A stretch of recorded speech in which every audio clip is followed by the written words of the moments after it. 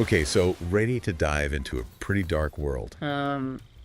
Robin Wasserman's Frozen. It was originally called Skinned. Oh, wow. That original title kind of gives you a sense of the intense journey you're about to go on. Definitely sets the tone. It's the first book in the Cold Awakening trilogy. Right. So strap yourselves in. For sure. So Skinned, that's Yeah. pretty powerful image, right? Oh, it is. It's right to the heart of what this book is really about. Uh-huh. Like, what happens when your body is taken away, but your mind is still there? Yeah. That's a good question. And that's what happens to Leah. Our main character. Leah Khan. Yeah. When we first meet her, she's just having like a normal day. Right. You know, she's experiencing these little things that we take for granted. Like the taste of chocolate, Oh, feel it. the tang of cheese, Yeah. the feel of her boyfriend Walker's hand Yeah. in hers. Wow. Yeah. But Wasserman's not just throwing these in there, you know. Yeah. She's creating a contrast Yeah. with what's about to come. Yeah. I mean, it makes you really think about what it would be like to lose those things. Exactly. To not be able to experience them anymore. And she loses them big time. Yeah. Because there's this horrible car accident that leaves her, you know, On death's door. basically. Yeah. But instead of dying, she gets a second chance As a... as a mech head, Oh, wow. which is basically like her brain is downloaded into a synthetic body. Okay. It's Pretty wild concept. yeah. Yeah. Now we're not talking some futuristic cyborg here. Right. Lisa's new body, it's strong. Yeah. It's agile, but It's not like... it's described in a really raw way, No. almost unsettling. Yeah, she doesn't sugarcoat it. And to get there, Yeah. I mean, the process is intense. Yeah. Her brain is frozen. Oh my gosh. Slice scan. Ow. The whole thing is It's pre-graphic. incredibly detailed. Like she wants you to kind of terrifying. really understand what's happening to Lia's brain. Wasserman doesn't hold back on the science. No, she doesn't. She wants you to know how big this is. Like how irreversible. You can't just undo it. It is a one-way street. There's no going back. Right. And Lia knows that she's really struggling with it. You see her go through all the stages of grief. The rage. The denial. The bargaining. The bargaining. Yeah. The despair. The total despair. There's this one really sad scene Oh, yeah. where she's trying to communicate, Oh, gosh. but she can only use her blinks Wow. because she can't control her new body yet. So she's just totally trapped. Yeah, it's heartbreaking. It really is. She's in this advanced form, Right. but she can't even Express her most basic needs. say what she wants. Yeah. It makes you think about Like the limits of language and how isolated she is. Yeah. And it's not just communication. Right. Learning to move. Learning to just exist in this new body. Well, yeah, to even exist In this totally foreign form. in this new body is a struggle. It's a huge adjustment. There are some darkly funny moments, though. Oh, yeah, like when When she finally says some kind of total freak, Yeah, I love that line. it's funny, but it's also so sad. Yeah, it really sums up how she feels. It's like she's both human and not. Uh-huh. It's something she doesn't even understand. Right. And then she sees her family for the first time After the download. after the download. Oh, gosh. It's just as awkward I bet. and painful. Yeah. Her dad is distant. Uh-huh. Her sister The Zoe younger one. seems like she doesn't even care. Wow. And they try to have dinner together, Oh, no. but it's a disaster I can imagine. because Lia can't even eat. Right. You can just feel the tension. Yeah. The grief, the confusion. We don't with everyone. They're all trying to adapt, but But they just can't connect. it's like there's this huge gap between them. Yeah. And trying to go back to a normal life Right. is even harder. Yeah. I mean, school friends, even strangers, they all react to her in these weird ways. I bet. Like they're curious, Yeah. but also scared. And maybe even a little repulsed. Yeah. Or even disgusted. Yeah.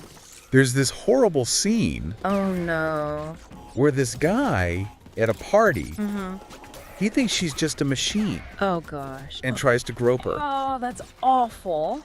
It's just awful. It's like he doesn't even see her as It human. makes you think about Yeah, like what does it even mean? what it means to be human. To be human when When the lines are so when blurred. the lines between flesh and technology are getting blurrier and blurrier. Even her relationship with Walker, Her boyfriend. which was so important to her, Right. it falls apart. He's weirded out by her new body, I can understand that. and when they try to reconnect, Yeah. it's just painful to read. It's like their connection was so physical. It makes you wonder Yeah. if a relationship like that can even survive. When someone changes so much. Such a huge change. Right. Laya's trying so hard to hold on to her old life. Yeah. She tries to rejoin the track team. Okay. But her new body, it gives her these crazy abilities. Wow. And they ban her. Because it's not fair to the other runners. Yeah, they say it's not fair, which makes you think about... Like, what is fair? What is fair? When technology changes the game so much. Exactly. Yeah.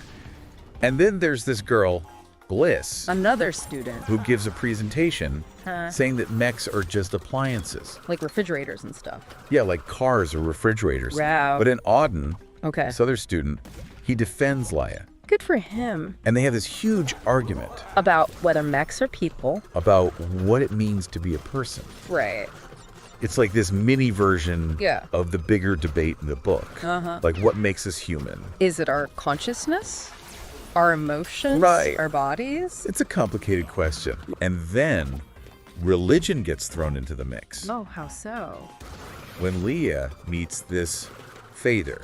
A what? A Father. Yeah. It's like I don't- a member of this religious group that sees mechs as abominations.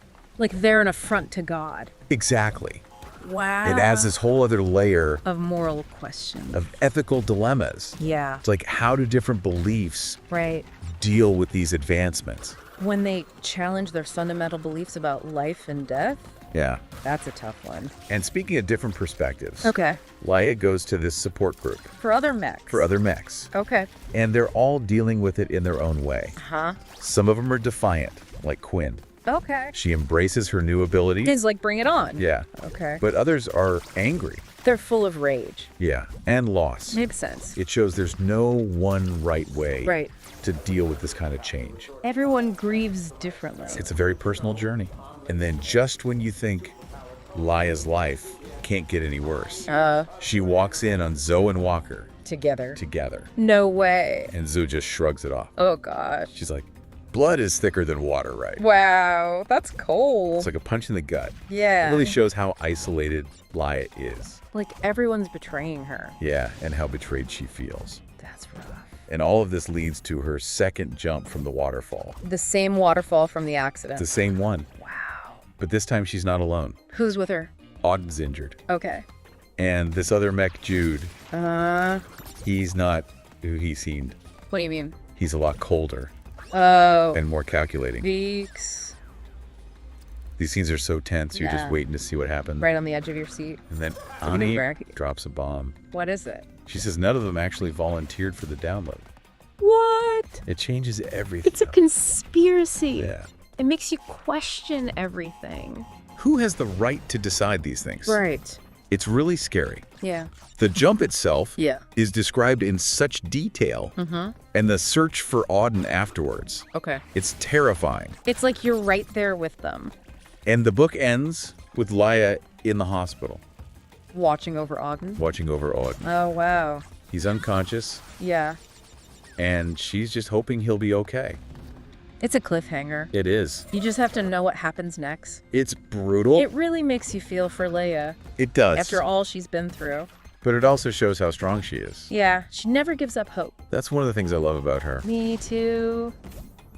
Man, that ending really gets you, huh? Yeah, it leaves you hanging. Makes you think about all the stuff Leia's been through. And knowing there's 2 more books. Yeah, you know, it's just the beginning. This is just the tip of the iceberg. Exactly. And speaking of things that make you think, this book isn't just some sci-fi thriller. It's deeper than that. Wasserman is dealing with some serious philosophical questions here. Oh, yeah, she gets into some big ideas. I mean, how do we even start to unpack this? Well, I think the biggest one is identity. Okay. Like, what makes Leah Leah? Right. Is it her body, her memories, her relationships? Yeah, does the download make her a copy? Or is she still the same person, just in a different package? It's a good question. It makes you think about yourself, too. Like, if you could download your consciousness Right. into a new body, would you still be you? Yeah, would it even matter if you had all the same memories and experiences? And that's where it gets really interesting. Because Leah does have all her memories. Yeah, she still has her personality, And emotions. but she's also different. Right. Her experiences in this new body, how people treat her. It all changes her. It shapes her in ways she couldn't have imagined. It's like she's stuck between 2 worlds. Yeah, that one she left behind. And this new one. And I think that's where the whole idea of humanity comes in. Oh, totally. Like, what does it even mean to be human? When technology's blurring all the lines. Yeah, between natural and artificial. Right. Is it our bodies, our emotions, our connections with others? And Wasserman doesn't shy away from the bad stuff either. The dark side of humanity. Yeah, like how some people treat Leah. With fear and prejudice. Yeah, like she's some kind of monster. And that guy at the party. Ugh, don't even get me started. It's awful. It shows that even with all this technology... People can still be terrible. Yeah, human nature is messy. We can be compassionate, but also cruel. And then there's the ethical side of things. Right. The technology in Frozen is amazing. It's mind-blowing. But it also makes you ask. Where do we draw the line? Yeah, like, is immortality a good thing? Even if it means giving up our physical bodies. And who gets to decide who lives and who dies? Who gets downloaded? That's heavy stuff. It's like a thought experiment come to life. But with real characters... And real emotions. And the fact that none of the mechs chose this... It makes it even more complicated. It raises questions about consent. And who has the power to make these decisions? It's like technology is moving faster than our ethics. Yeah, we're always playing catch-up. Trying to figure out the implication of our own invention. And then you've got religion thrown in there too. Okay. Which has a whole other dimension. Like, how does faith fit into all of this? Yeah, the Father, who calls Leah an abomination. Right. He represents a view that sees technology as a threat. A threat to God's plan. Exactly. It makes you wonder how different belief systems will adapt. Yeah, will technology clash with religion? Or will it change how we understand spirituality? It's a big question. And the support group scenes are really interesting too. Yeah, you see how each mech is dealing with things differently? Some embrace it. Others are consumed by grief and anger. It shows there's no right way to handle this kind of change. Everyone grieves in their own way. And then there's the theme of loss. Right. Leah's not just mourning her body. She's lost her old life. Her relationships. Her sense of belonging. That scene where she finds Zoe and Walker. Oh man, that's brutal. It's like her world is completely shattered. It shows how trauma can break even the strongest bonds. Yeah, it makes you question everything. Loyalty. Family. What it means to really support someone. Through something this unimaginable. Yeah. It's a lot to take in. This book just keeps throwing these huge questions at you. And there are no easy answers. Makes you wonder what you would do if you were in Lia's place. Right. If you woke up in a totally different body with these crazy abilities. Could you handle it? How? How would you even cope with the loss? Yeah, the loss. The fear. The strangeness of it all. It's a huge question. And that's why this book is so good. I think so too. It's not just about technology in the future. No, it's about being what it means to be human. It's about facing your weaknesses. Right, and finding the strength to adapt. Yeah, to change. To something you never expected. One of the things that really gets me is that Leah can't experience things the same way anymore. Right. Like she can't taste food. Or feel the warmth of the sun. Yeah, or feel a hug. Those are things we take for granted. It's such a big loss. Yeah, I can't imagine. Wasserman really captures that. The pain of it. Yeah, but then you think about what she gains. Right. She's not limited by her body anymore. She is strong, fat. Basically indestructible. It's a trade-off. It makes you think, yeah, what would you give up? For a second chance. For a second chance at life. Would you sacrifice those sensory experiences? To be invulnerable. Yeah. Would you give up a hug? To never feel pain again. It's a tough choice. It really gets to the core of what we value. And there's no right answer. No, it depends on who you are. What you believe in. What you think is important. And then there's the whole thing about choice. Yeah.